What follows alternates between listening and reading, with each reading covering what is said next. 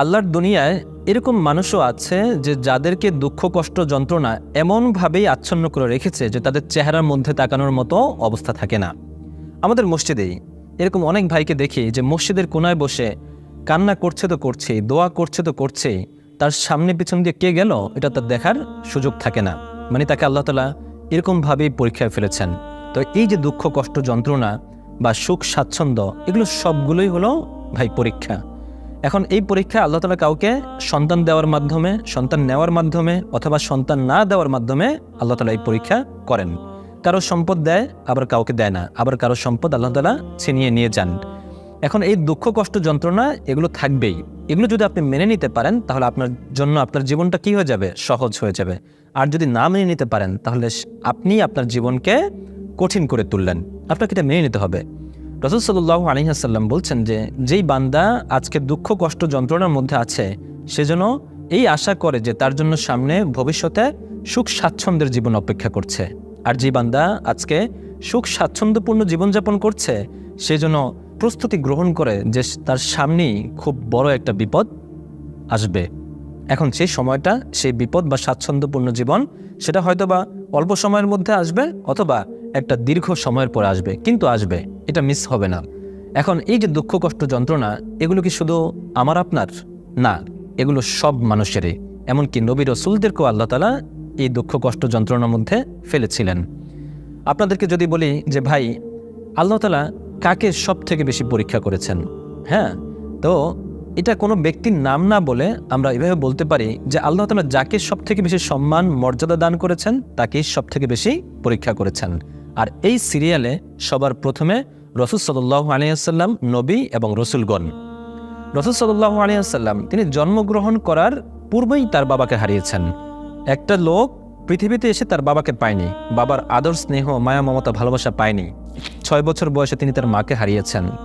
তারপরে 10 বছর বয়সে সম্ভবত দাদা আব্দুল মুত্তালিবকেও হারিয়েছেন। কি একটা জীবন! মাও নেই, বাবাও নেই, আবার দাদাও নেই। 12 বছর বয়স রসুলের, তার চাচা আবু তালিব। আমি এই ঘটনাটা রাসূল সাল্লাল্লাহু আলাইহি ওয়াসাল্লামের জীবনী থেকে পড়েছিলাম।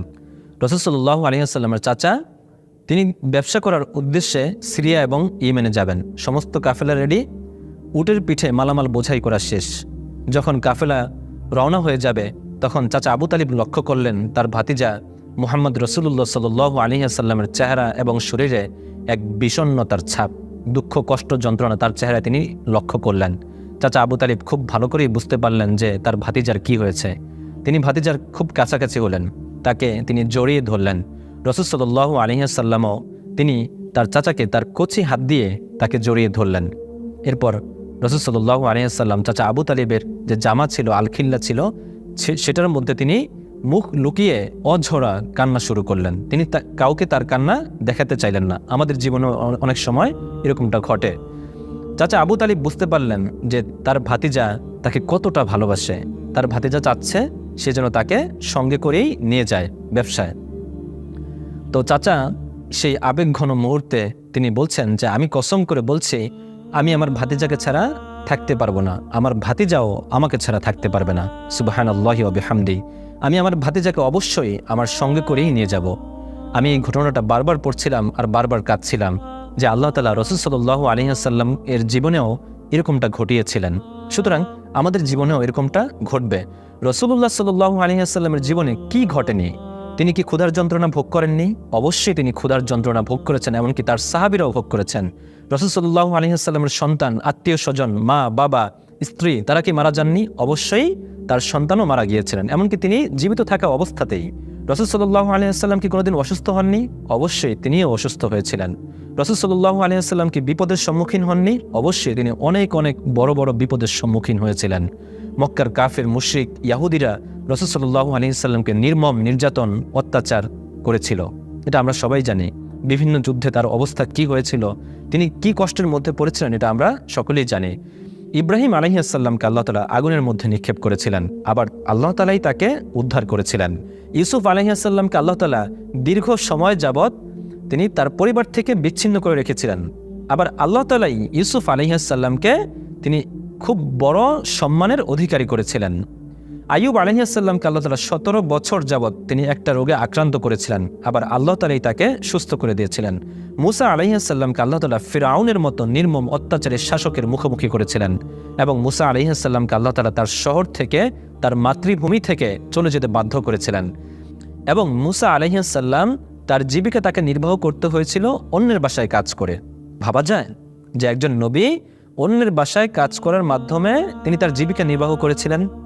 আমাদের কয়জনের জীবনে এরকমটা ঘটে? মুসা আলাইহিসসালামকে আল্লাহ তাআলা তার মাতৃভূমি থেকে চলে যেতে বাধ্য করেছিলেন।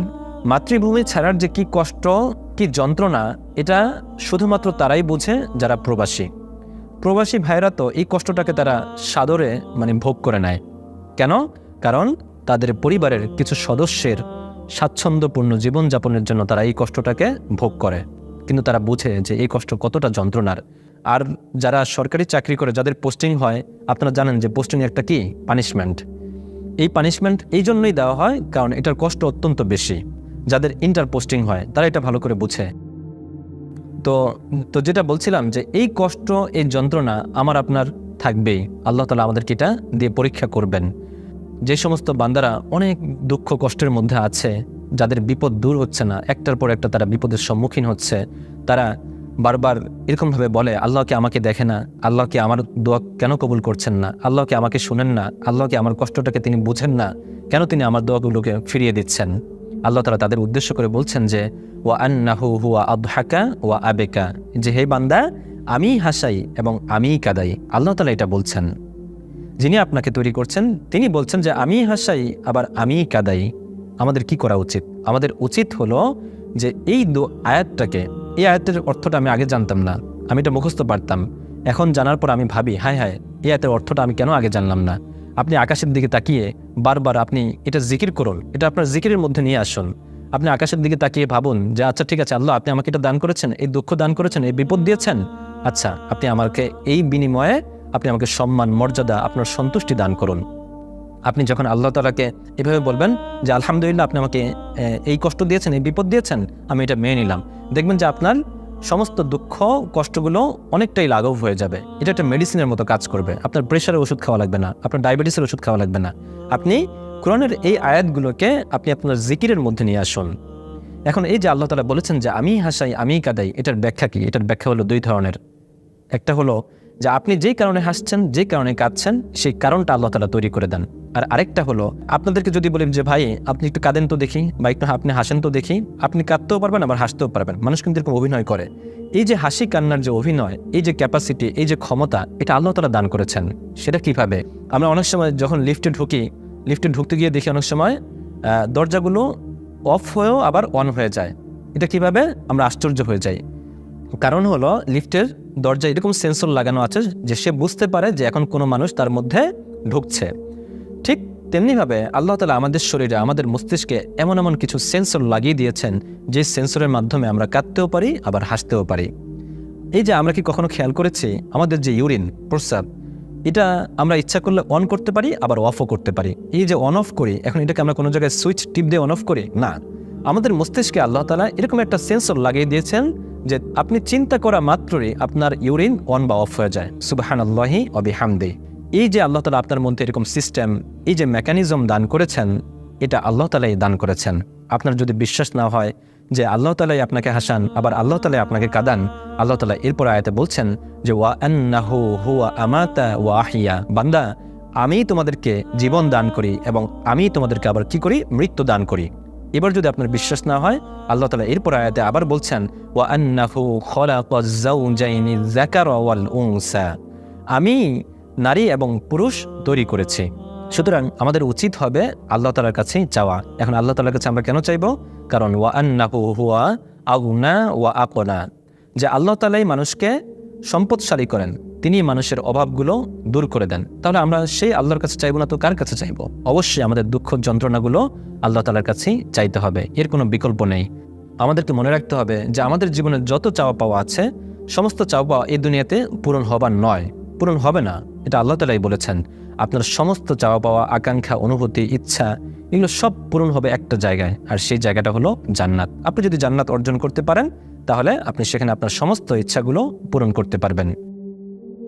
আপনি এটা মনে রাখুন যে আপনি যদি অলরেডি দুঃখ নামক পরীক্ষার পরীক্ষার্থী হয়ে থাকেন, আপনি যদি দুঃখ কষ্ট যন্ত্রণা বালা মুসিবতের মধ্যে পতিত হয়ে থাকেন, তাহলে আপনি নিশ্চিতভাবে জেনে রাখুন যে আপনার জন্য আল্লাহ তাআলার পুরস্কার অপেক্ষা করছে। আল্লাহ তাআলা আপনাকে পুরস্কৃত করতে চান, এটা হচ্ছে আল্লাহ তাআলার ওয়াদা। আল্লাহ তাআলা যখন চান যে কোনো বান্দাকে তিনি মর্যাদা দান করবেন, তিনি ভালোবাসা দান করবেন, সম্মান দান করবেন, তখন আল্লাহ তাআলা সেই বান্দাকে কি করেন? পরীক্ষার মধ্যে ফেলে দেন। আল্লাহ তাআলা কে? আল্লাহ তাআলা হচ্ছেন মহান, সুতরাং তার পুরস্কারটাও কি হবে? মহান হবে। আর আল্লাহ তাআলা যাকে পুরস্কৃত করতে চান সে ব্যক্তি তো মহান হবে। এখন আল্লাহ তাআলা আপনাকে এমনি এমনি পুরস্কারটা দিয়ে দিবেন না, বরং আল্লাহ তাআলা আপনাকে সেই পুরস্কারের যোগ্য করে তুলবেন। যখন আপনি কোয়ালিফাইড হবেন তখন আল্লাহ তাআলা আপনাকে সেই পুরস্কারটা দান করে দিবেন। আর সেই পুরস্কার বা সেই পরীক্ষাটা এতটা সহজ না, সেটা অত্যন্ত কঠিন। বিপদের সময় ধৈর্য ধারণ করা এটা অনেক অনেক কঠিন। দুনিয়াতেও আমরা দেখি যে যাদের যত বেশি টেস্ট, যত বেশি এক্সাম, তাদের তত বেশি র্যাঙ্ক, তত বেশি প্রমোশন। আপনি কষ্ট করবেন, আপনি এই পরীক্ষায় উত্তীর্ণ হবেন, আল্লাহ তাআলা আপনাকে সম্মান এবং মর্যাদা দান করে দেবেন। সুবহানাল্লাহ।